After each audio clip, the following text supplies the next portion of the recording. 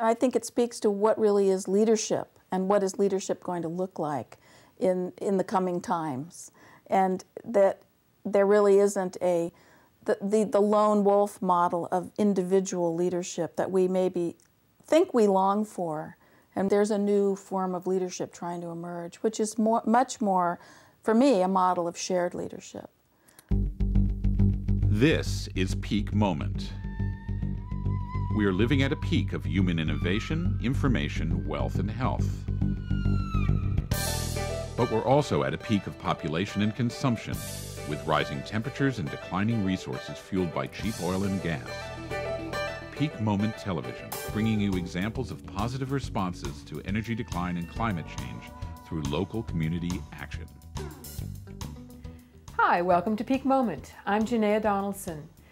In the future, our communities will need to be learning how to work cooperatively and consensually and in new ways communicating as we come together to both meet the challenges of the new energy future and to build new kinds of governance and ways of including everyone. My guest today is Anne Oliver, who lives in Redwood Valley, which is near Ukiah, Northern California. Thanks for joining me. Thank you. Anne is a mediator and facilitator, and I'm going to now hand it over to you what all you do with helping people dialogue together in more constructive ways. Yes, I work with people who, it can be individuals, groups, organizations, who want to learn how to work better together, especially in tough situations, where they want to include the diversity of the voices, the points of view, and really build something new and creative together. That's a challenge. It is. Not as much as you might think. Really? Yeah, I think there really are. I think we're right on the verge of knowing new and better ways to get people working together creatively. Well, tell me about it. Tell me what kind of tools you've done or projects to help that happen, and in what kind of settings.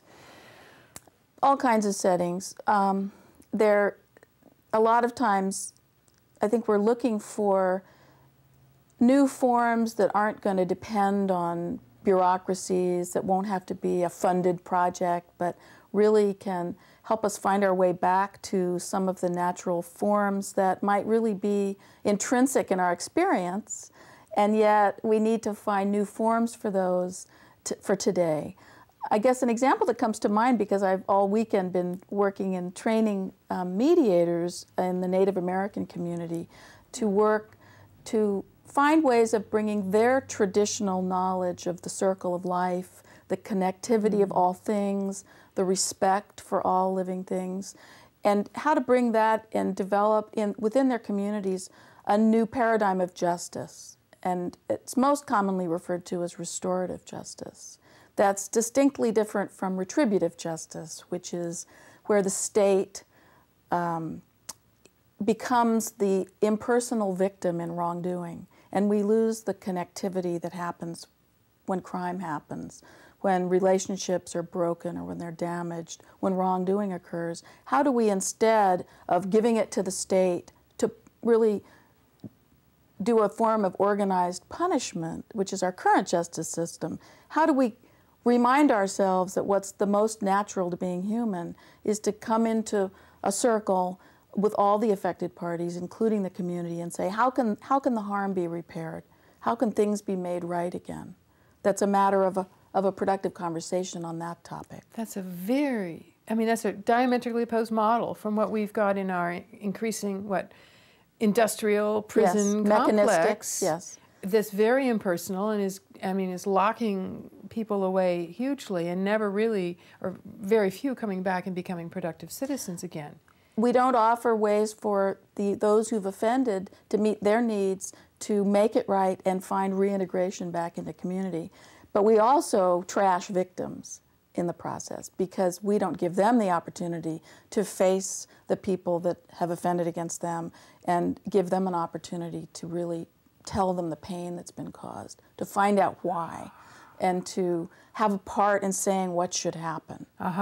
So it's handy as a trainer that the contrast is so stark between the impersonal system and the more circle of justice kind of system. Have people begun? This weekend it was with the indigenous community, right, within their own community themselves, not even Yes, that's correct. going out and dealing with, you know, the white system, if you will, or the governmental system. Except that one of the things that we explore is the fact that there is tribal sovereignty, Right. that there is a huge potential, and some Indian communities are doing it, for creating their own indigenous form of justice that the dominant judicial system will recognize as being a way for the disposition of cases that involve Indian families to be handled.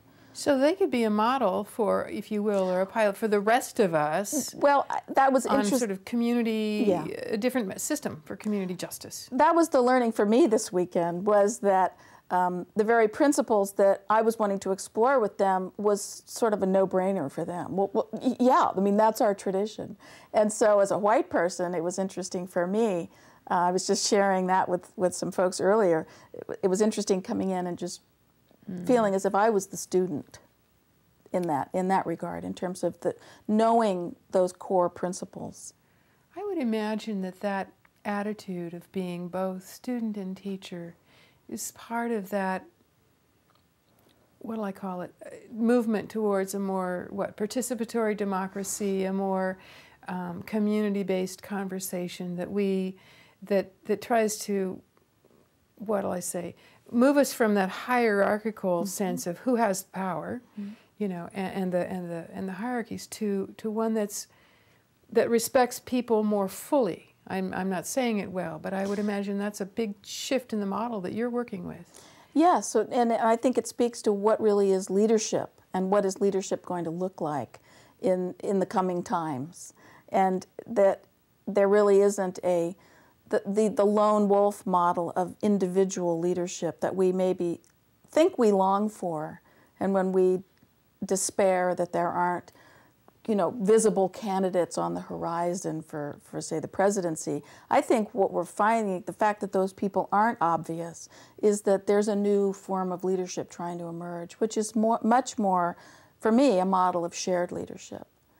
But the problem we have, I think, again, is that we haven't really either imagined or remembered or, out of our diversity, defined together what a model of shared leadership would look like. Well, give us some clues. In being gender-centric myself, I tend to think that women may have a better intuitive feel for that, in that we are more relational beings. Yes. Our brains are better connected to each other's parts. And I think that one of my passions really is to help women define a model of leadership that is more situational. There's times that we find out how we can bring our gifts together to build something together, that as a model of leadership. How do we lead with our values? How do we lead from our common vision in such a way that those of us who may be good at certain things just naturally arise and perhaps coordinate in the moment for this project? So it's a more organic model of leadership that it's hard to define when you put the word leadership on it. I think we all instinctively tend to think of a single leader. That's true. And what I'm guessing is that in our hyper-individualism that we've come to, certainly in the West and in America, that model has sort of swung the pendulum sort of to its excess. Yes.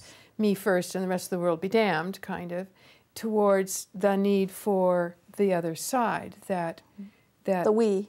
The we, yeah. And how do we operate as a we? As you were just talking, I thought of two examples. And Go still ahead. be an I.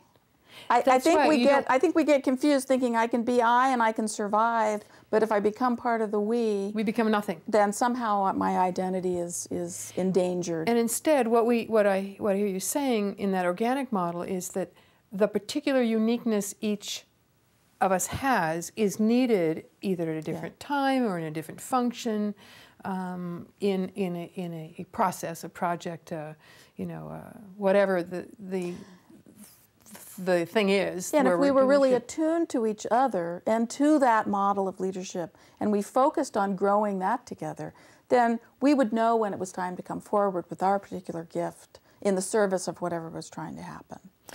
Strikes me is that partly because it's organic, it sort of sounds a little bit more could be messier in terms of we don't know how to operate that way. We don't know how to say to the shy one whose turn it is now, really, how to step forward and say, it's really here's what I have to offer, and carry the ball in that part.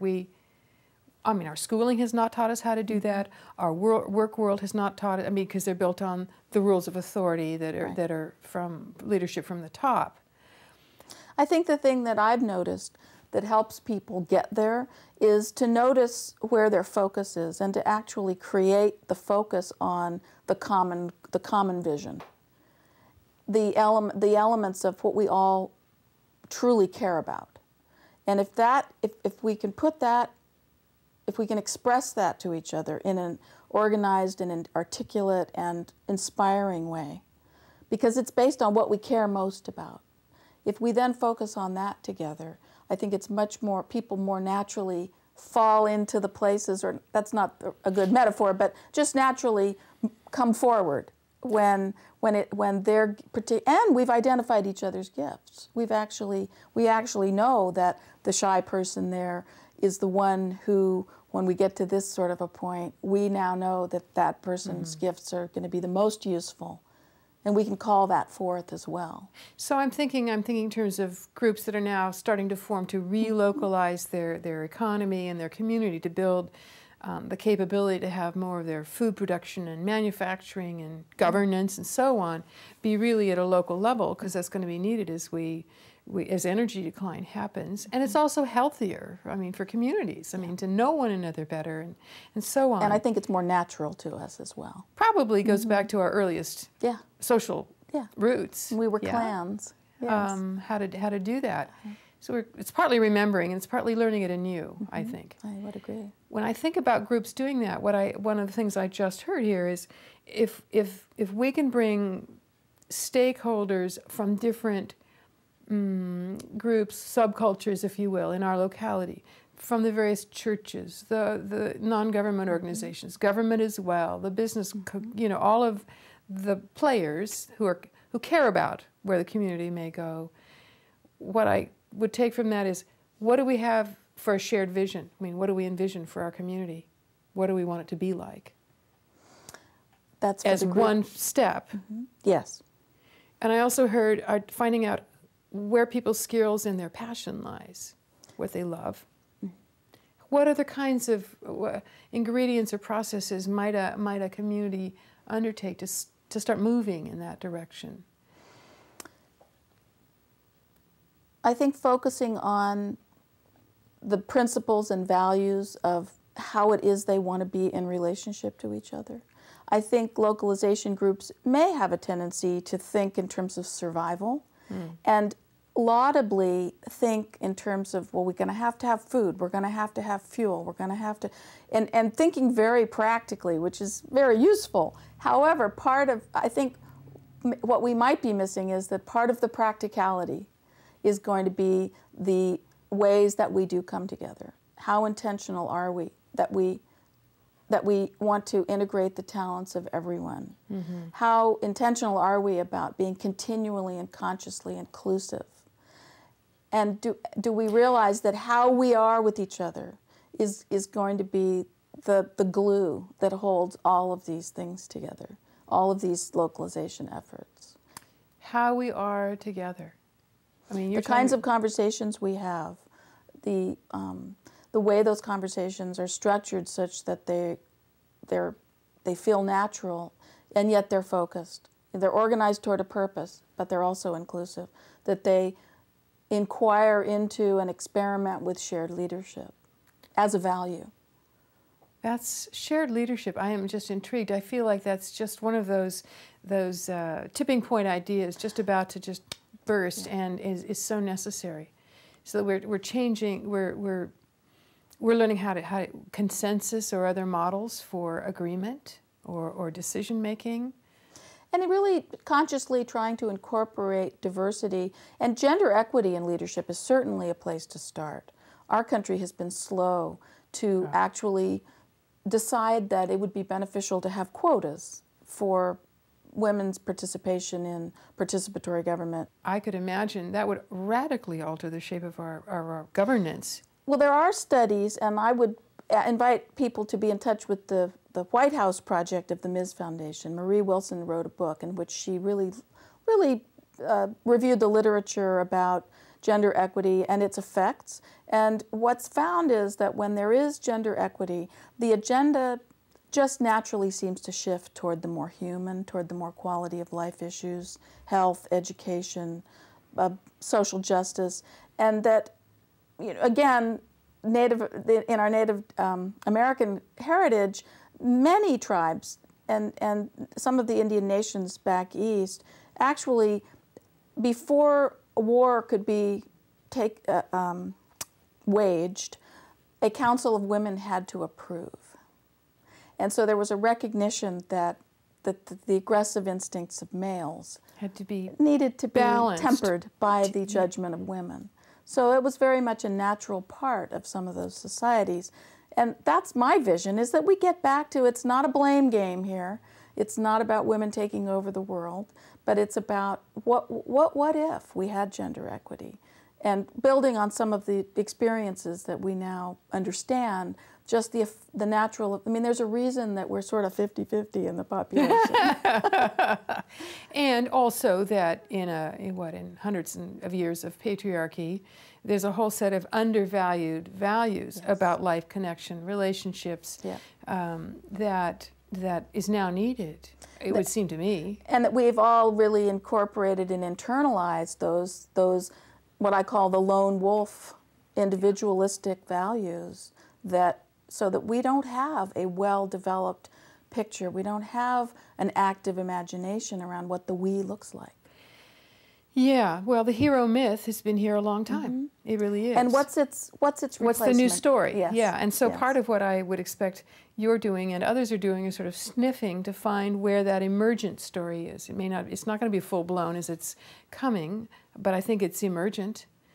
It's happening, and there are stories that are being told all over the world. And within the field of organizational community development, one of the disciplines that I most am inspired by is what's called Appreciative Inquiry, and that's a way of working with people in which we tell each other stories about the most memorable moments in regard to the topic that we're speaking of. For example, in a mediation training, I might ask people to think about a time when they were involved in a really tough interpersonal situation where there was conflict. And somehow the situation was transformed, and everyone got what they needed. Think of a time when, well, sometimes it's hard to think of those times. Sure, But tell that story to one other person.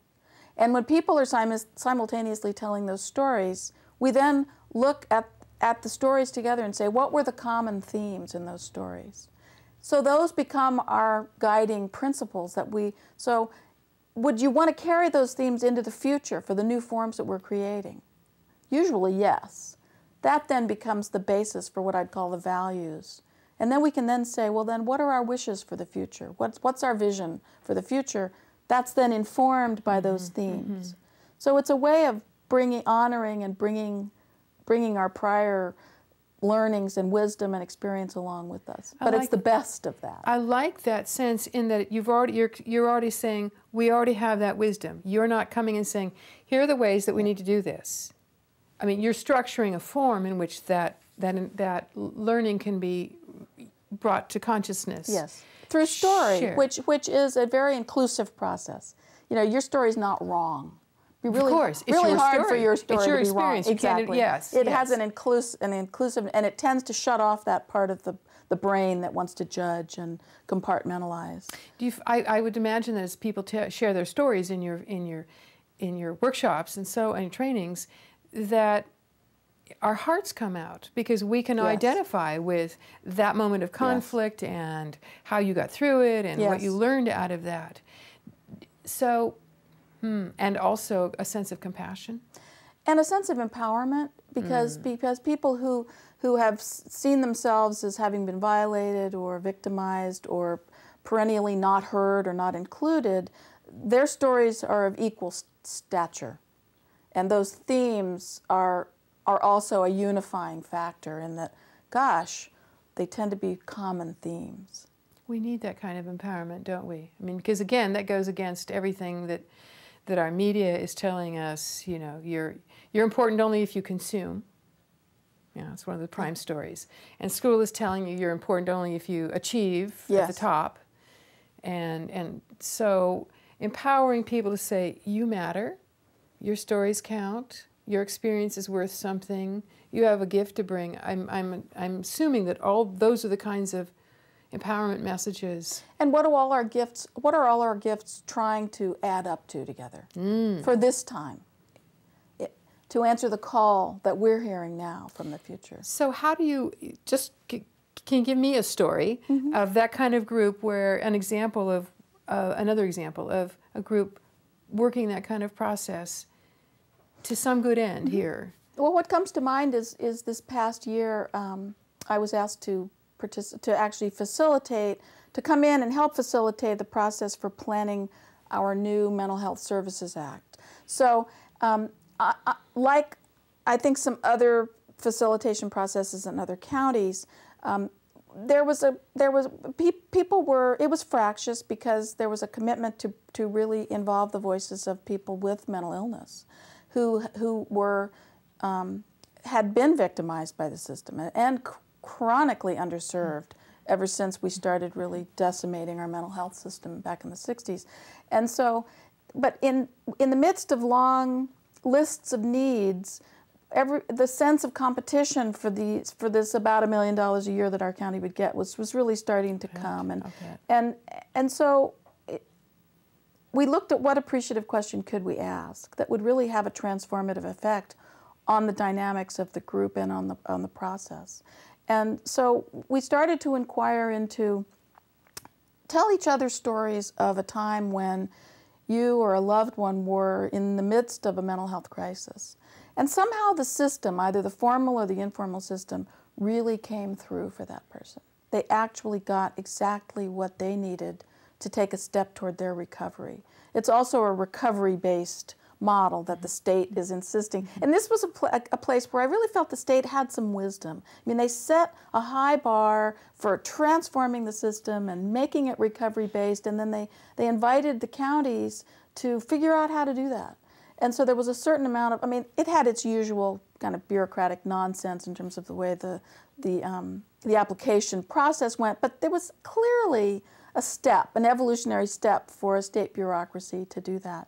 And so the stories that came out were the uplifting stories, when in fact people told each other of times when there was a crisis, but somehow things were made better. So we were able to say, well, what were the common themes in those situations? Well, it turns out there was always somebody there, that no matter where that person entered the system, there was someone there who had been there and who said, I'm going to be there for you no matter what. I'm going to help you make this work. So it was very relationship-based. It was very personal. So we were able to define together what were the common elements in those stories.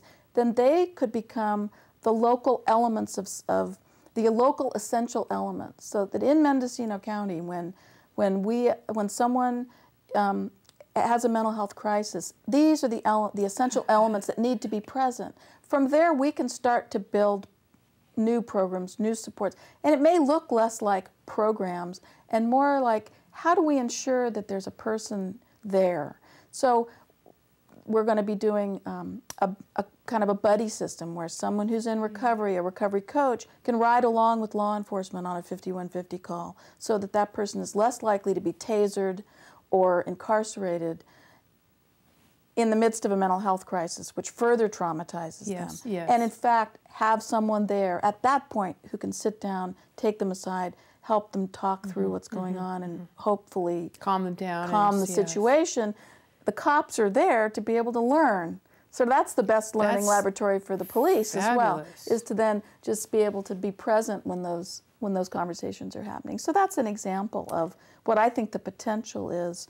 That doesn't mean that we don't go on and plan very specific things, but there's this core inspiration and core commitment to the values of what's worked in the past as we now imagine what we want for the future and then plan for that. So is that a That's a a good wonderful example? example. Yeah, because that notion of what you're doing all the way around is you're building and strengthening relationships. Yes. That's really what I hear. And Yes. we're going to need that because if our communities move through stresses because of climate change, because of changes in population, because of shortages of things, if that happens. I mean, it would be wonderful if they don't happen, but in any catastrophe, wildfire. Well, and we'll be much better served in those times if we have said to ourselves, if we've been telling each other stories up to that point in which we think of the times when we came together in crisis. When was this community at its best in the face of a daunting challenge? And if we've told each other those stories already, we've defined some of those elements of our local resiliency and resourcefulness, then I think we'll be much better served. So I would hope that that kind of process finds its way into the localization planning efforts. I think that's excellent because it isn't just about stuff.